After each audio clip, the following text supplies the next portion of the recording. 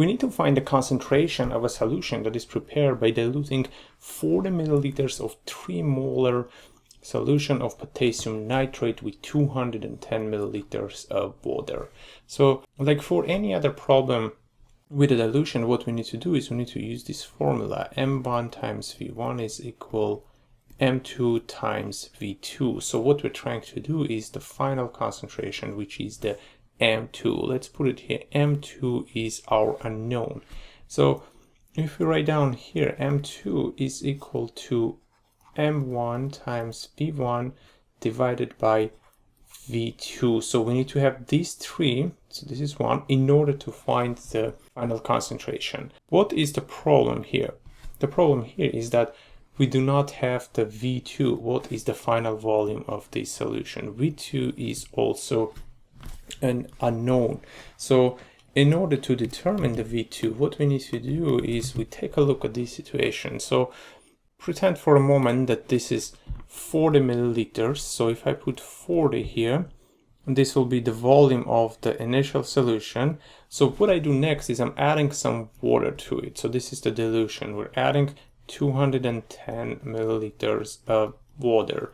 What is going to happen? We're going to have a new solution, and this solution is going to be diluted. First of all, the concentration will go down, of course, and also the volume will change.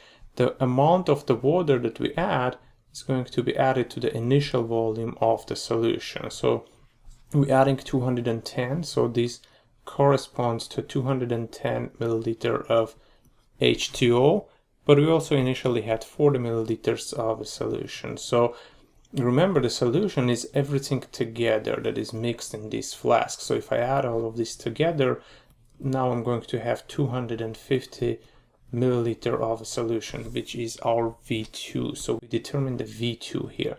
Now we have the V2, 250 ml, and at this point what we need to do is we need to use these numbers to calculate the final concentration.